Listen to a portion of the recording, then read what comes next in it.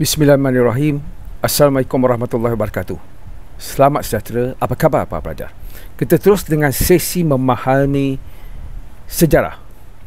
Hari ini kita cuba memahami apa dikatakan sebagai ekonomi feudalisme di Jepun, khususnya di zaman Kamakura, di mana kerajaan Bakufu yang dipanggil Shogun Tokugawa dari abad ke-16 hinggalah abad ke-18. Jadi teruskan bersama saya, Suko Sensei. Feudalisme boleh didefinisikan sebagai satu bentuk kerajaan, iaitu kuasa politik dikuatkuasakan secara tempatan oleh individu persendirian dan bukannya kerajaan pusat.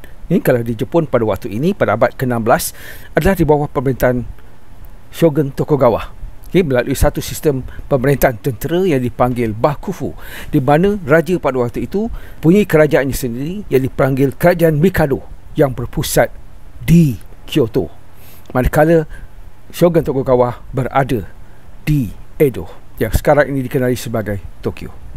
Jadi inilah sistem politik yang menjadi asas kepada latar belakang kepada sistem ekonomi feudal di Jepun pada abad ke-16, 17 dan 18. Okay, mari kita memahami sistem feudalisme yang kaitannya dengan ekonomi feudalisme, khususnya di negara matahari terbit ini, iaitu Jepun. Jadi dalam sistem Bakufu melalui kerajaan Shogun Tokugawa ini, mana masyarakat feudalnya kita boleh bagikan kepada beberapa lapisan yang diketuai oleh emperor ataupun maharaja. Okay, di mana dalam kerajaan Bakufu ini dia berfungsi sebagai sistem pentadbiran ataupun birokrasi dan juga satu pentadbiran yang berbentuk ketenteraan yang dipanggil Bakufu ataupun kerajaan tentera. Emperor dibantu oleh shogun sebagai individu yang berkuasa dalam menjalankan pemerintahan dan pentadbiran. Di bawah shogun adalah daimyo. Ini ada berapa daimyo di bawah shogun, yang setiap daimyo ini mempunyai samurainya sendiri. Dan samurai ada peranannya dari segi ekonomi. Misalnya memastikan semua cukai dibayar, dan mencatatkan, merekodkan dari segi pembayaran cukai, khususnya daripada golongan bawahan seperti petani, petukang, saudagar dan sebagainya. Jadi semua itu mempunyai peranan. Setiap lapisan itu mempunyai peranannya tersendiri.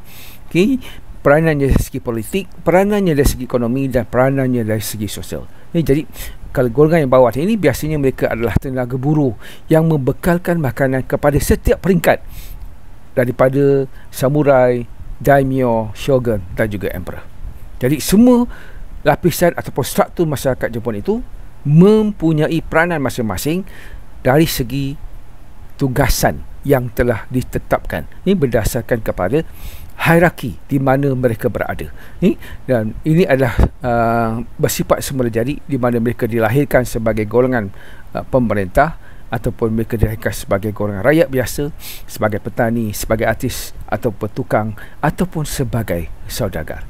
Dan sudah pasti golongan atasan seperti shogun dan daimyo mempunyai kelebihan sebab mereka memiliki tanah, mereka menguasai pemerintahan dan pentadbiran. Jadi kekuatan mereka itu bergantung kepada bagaimana mereka menguruskan tanah dan juga mengutip cukai. Mereka yang menguruskan tanah dan mengutip cukai ini kita panggil jito dalam bahasa Jepun. Dan setiap jito ini dia bertugas untuk mengawasi setiap pergerakan dari segi lapisan tu. Setiap lapisan yang di mana mereka mempunyai tugas masing-masing di peringkat wilayah dan juga di peringkat pusat. Dan semua ini merupakan satu sistem yang berlangsung dalam jangka masa yang lama dan mereka berjaya mewujudkan satu gerak ekonomi yang baik kerana semuanya mendapat faedah daripada sistem ini. Dan sudah pasti yang paling menguntung adalah golongan pemerintah dan yang mendapat yang mengalami yang menjadi tenaga buruhnya yang mengalami kesukaran adalah golongan bawahan, iaitu daripada petani sehinggalah saudagar. Dan keadaan ini berubah nanti apabila saudagar mula mendapat tempat Ini sebab mereka yang menguruskan perdagangan dan mereka mendapat tempat